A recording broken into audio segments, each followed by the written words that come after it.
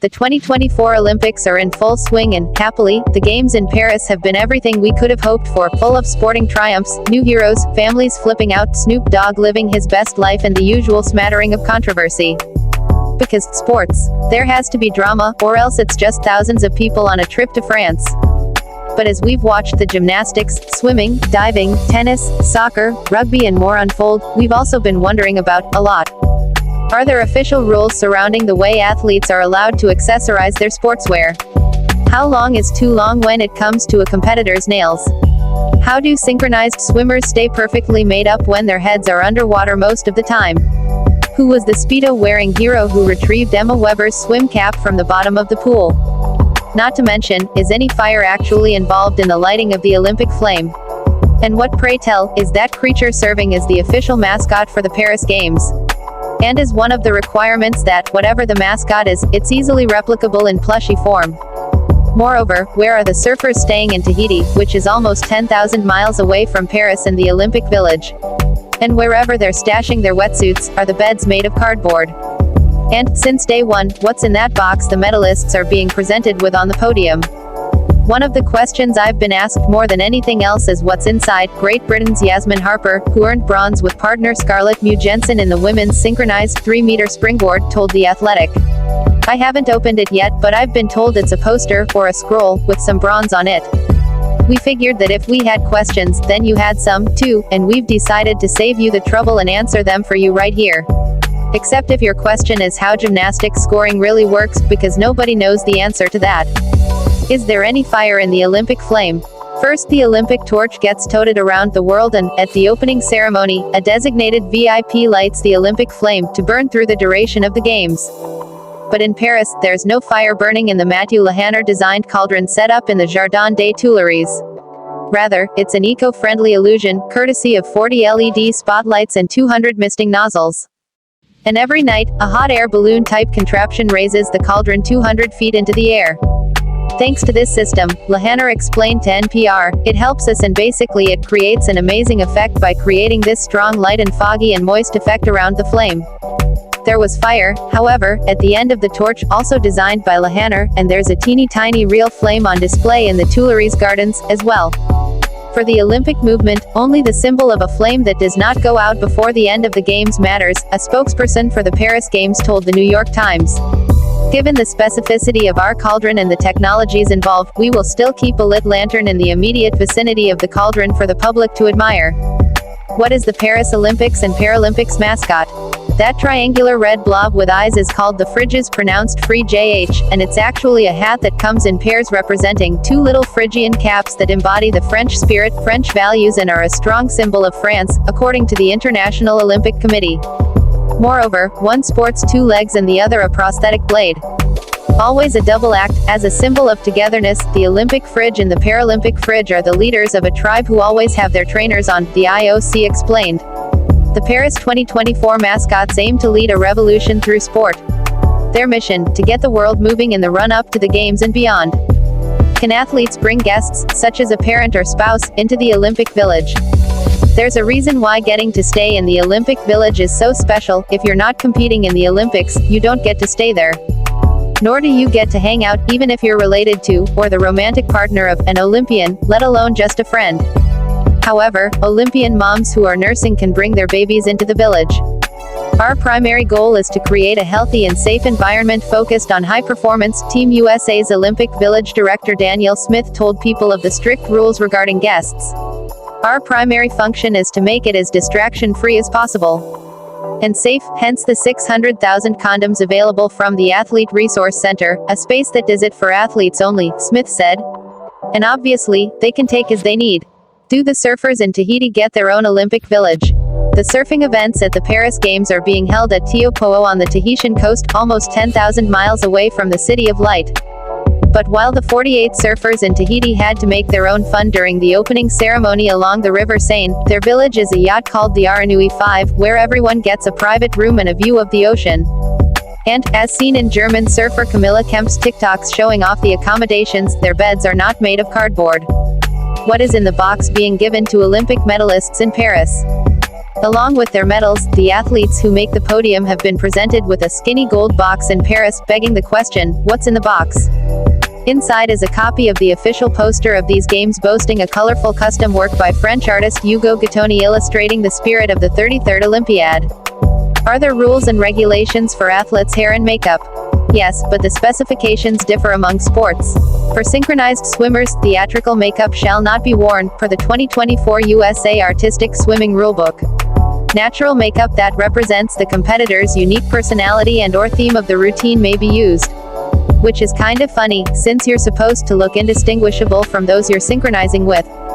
So, no black swan-like looks, but, as U.S. artistic swimmer Anita Alvarez told Vogue in 2016, you're swimming far from the judges and the audience, so you have to put on a lot to help your features show from far away.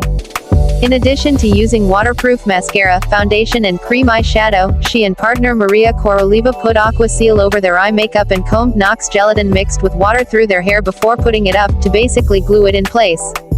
The female gymnasts also wear a full face of makeup, they're basically flying ballerinas, and that's perfectly fine, the only directive being, per the 2024 USA Gymnastics Women's Program rules, that they look well-groomed.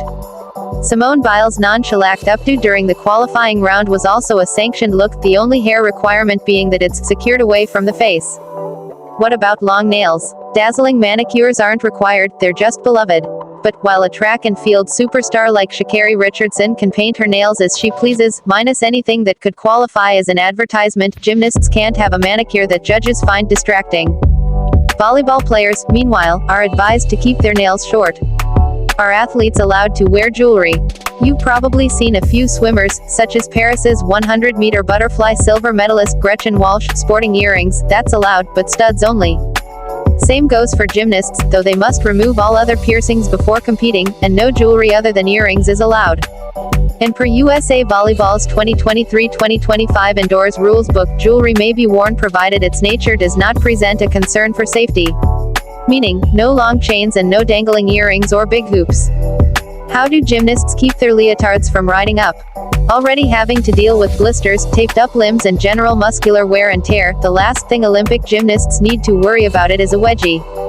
And not least because picking one could result in a point deduction, as could having an exposed bra strap, according to 2008 all-around gold medalist Nastia Liukin. While having custom-fit leotards to fit each athlete's shape generally does the trick, a lot of people use like sticky spray called Toughskin for your butt so your leotard doesn't move, Liukin told People in 2016. She personally had never used the stuff on her bottom, she added, but we use it for our wrists before we put tape on underneath our grips because we're sweaty and it's a little extra stick. Why do swimmers wear parkas? Aside from swimming being a summer Olympic sport, it invariably takes place indoors, where it never looks like rain or snow. But so many swimmers emerge from the locker room before their race wearing a parka, and surely it's not just to look cool. Because those coats are usually pretty darn sharp. Almost every swimmer who walks out to the blocks is wearing a heavy winter coat and sometimes 2 layers. They may even wear gloves, Temory Tomley wrote for Swimming World in 2023. This is all to keep the athlete warm and his or her muscles loose and ready to go. The looser a swimmer is, the better they will swim, because they will already be warmed up. Their temperature will then be better as they swim and their range of motion will be greater because they will be looser. Cold muscles are stiff muscles, and stiff muscles are not fast muscles. Is there a rule for how long swimmers can stay under the water when they dive in and make turns? It's not a length of time, but a distance, and Great Britain's Luke Greenbank found out the hard way when his first-place finish in his 200-meter backstroke heat was disqualified because he dove in and stayed under for more than 15 meters. Per regulations, a swimmer's head must emerge from the water within 15 meters from the start of the race and after every turn. Diving in before the starting signal, a false start, also results in an automatic disqualification. Do Olympic swimmers pee in the pool? With all that talk about what's floating in the River Seine, a little chlorine may be going a long way over at La Défense Arena. Not that she'd done so in that pool, per se, but I've probably peed in every single pool I've swam in, 2-time gold medalist Lily King, who's competing in her 3rd Olympics, told the Wall Street Journal ahead of the Paris Games. That's just how it goes. Added 3-time Olympic medalist Katie Hoff, it sounds so gross to outsiders, but because there is so much chlorine you don't even think about it. Fun fact, indoor swimming pools tend to give off a pungent smell we associate with chlorine, but chlorine is odorless. The smell comes from it interacting with, organic compounds. Not just urine, but also skin and hair, etc. Why do swimmers shave off all their body hair? And do they, really? Have you ever seen as many hairless arms, legs and torsos? I just know when I shave I feel higher in the water. U.S. swimmer Ryan Murphy, a 4-time gold medalist who took bronze in the 100-meter backstroke in Paris, told the Associated Press in 2023. I feel fast. Bob Bowman, who coached Michael Phelps and has helped propel Frenchman Leon Marchand to 3 gold medals in Paris as of August 1st, including 2 in one night, a first-time Olympic feat for any swimmer, said shaving definitely works. You definitely feel different when you do it, Bowman told the AP. I think that's the key. You take off the top layer of your skin and your body is more sensitive to the feel of the water. However, that's a pre-competition ritual only for most swimmers.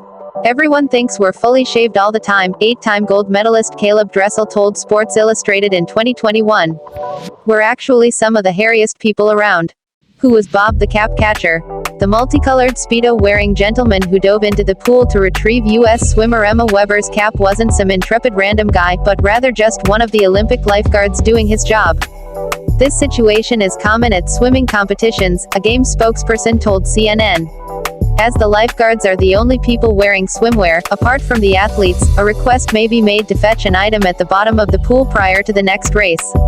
In this case, the request was made to the lifeguard closest to the item.